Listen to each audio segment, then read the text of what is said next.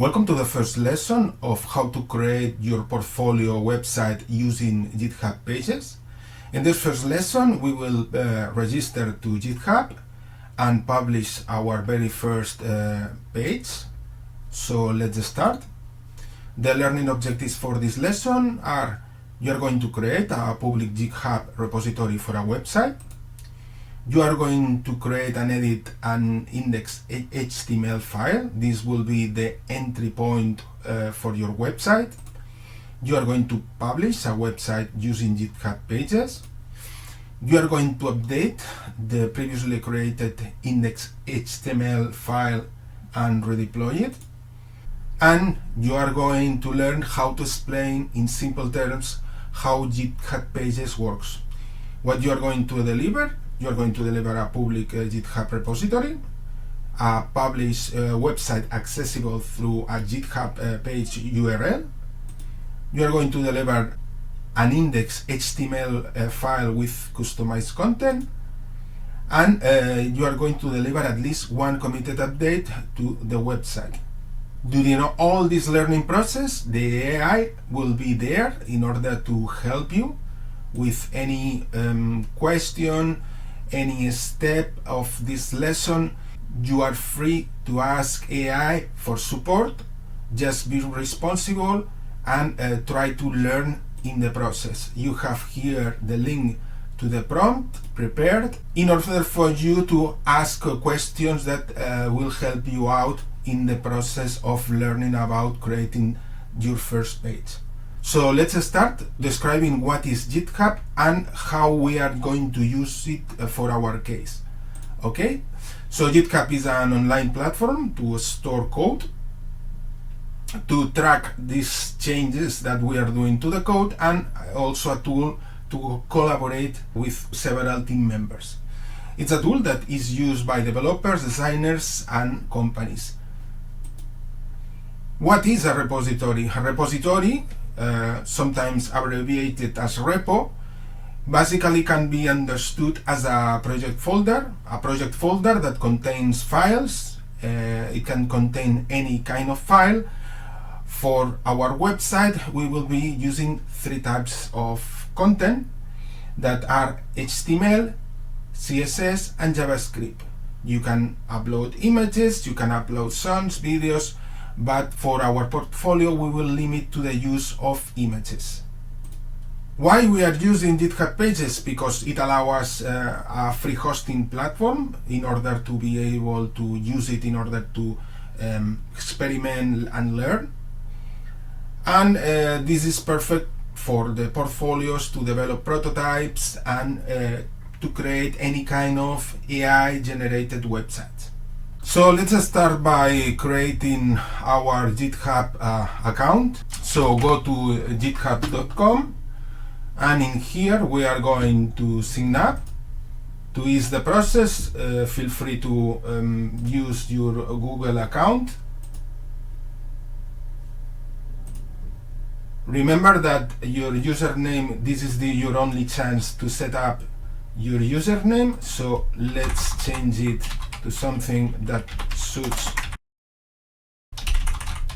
Okay, so if we are okay with the name we have chosen for our account, we can proceed to create the account. We are now on the dashboard page of GitHub. Here you have the usual settings of your account and a collection of properties that you can discover incrementally. You don't need to understand them all at once in order to be able to use it, because right now what we are going to do is we are going straight to the point and we are going to create our repository. So we press on create button and we are going to create a repository, my first website. Okay, describe your website. Keep the visibility as public in order to use the platform for free.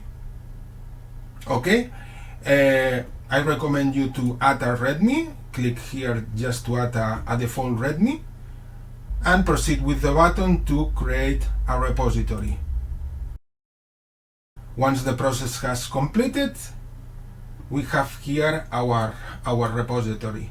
Okay, in this repository there is only one file, that it's the README, that contains only this, the title of the repository and the description. So next, we have to understand that GitHub Pages, what it does is takes the files that are inside our repository and uses to display them as a website. Okay, so in order to enable GitHub Pages, you need to navigate to the Settings tab, and in the Settings tab you have to select Pages. In the Pages you have to select on the branch, Main, and proceed to save. That will activate the GitHub Pages. So from now on, if we follow the structure defined by GitHub Pages, we should be able to publish our website. How it works is like this. There is this Actions tab, and in this Actions tab, automatically every time there is a change, automatically the system will compile the whole repository and deploy again. Since we don't have still an entry point for our website, so far the only thing that it would appear will be the README file. Okay, so back to the code. Let's start working on our website. So we will start by understanding what is index.html.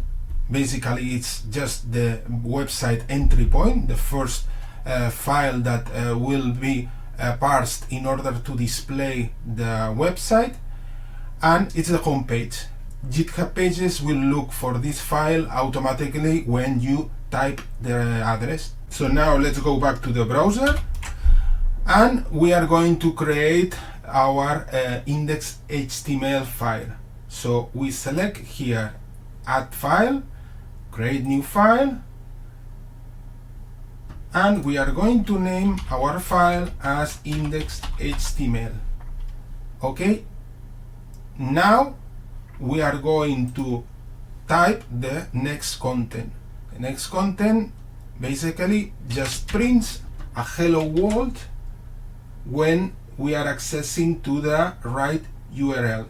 Okay, so type this code, and this code, what it does is that prints a hello world in the screen.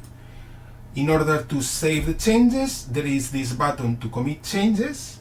Okay, we are going to press this commit button, and we need to add a description in order to explain what we have done.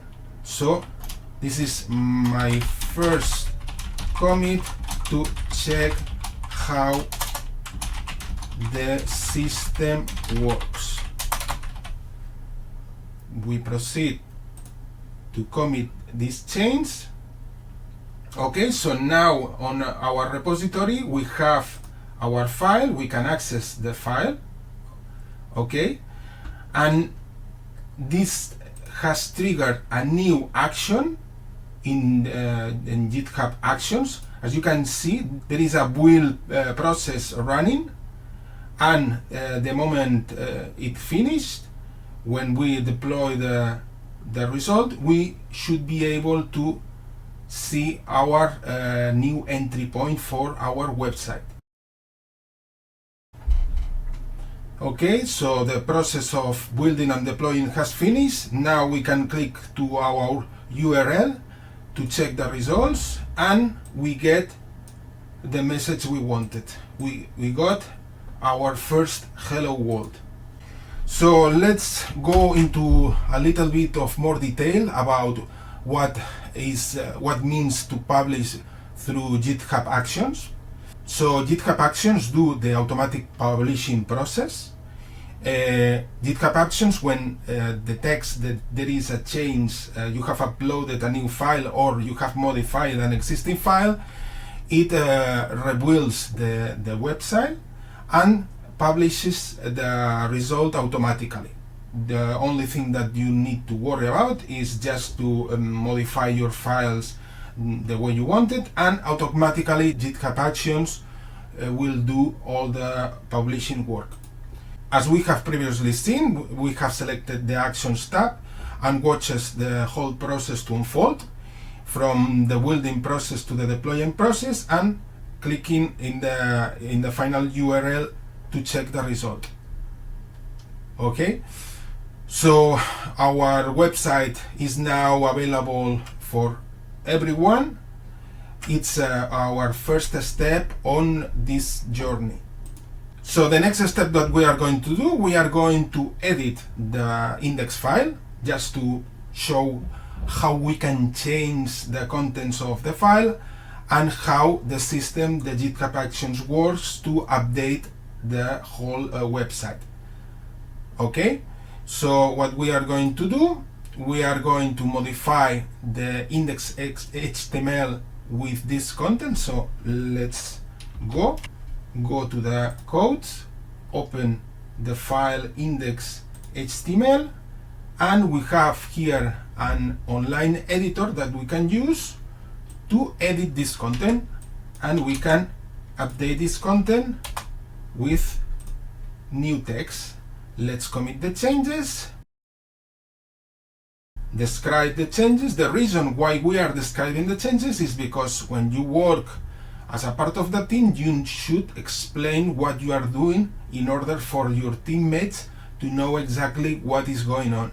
And now, if we select on the actions, we should see that the actions has started a new deployment, is now building, and it will finally deploy, and we should be able to see the new website updated with the new information that we have typed.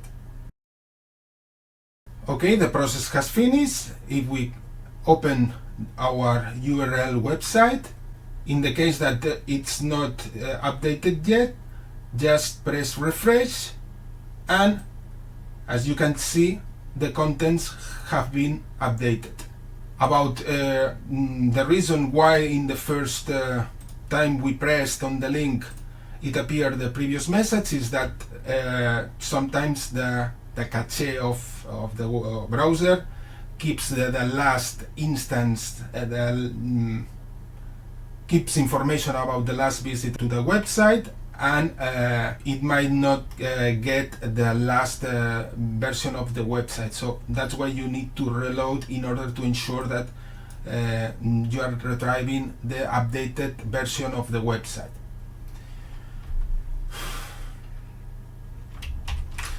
So this is the workflow that we are going to use. We are going to edit the files or create or delete the files. We are going to commit all these changes. GitHub Actions will run and will create a build and it will deploy it. And we will be able to check the website updates in order to check if this is the progress we want. And we will be repeating the same workflow process over and over until we get the website we want to. So, concluding this lesson, the whole picture that you should have about GitHub Pages is that GitHub Pages stores files. It's similar in this sense as a kind of a cloud provider like Google Drive or others, but it allows us to add an extra layer of functionality that allow us to create a website. This layer is being created through GitHub Actions, which is responsible of compiling all the files in order to publish everything as a website for you to check it and verify that it is the progress you want. Okay, so in case that you want to test your knowledge about this lesson, there are several questions here where you can assess yourself.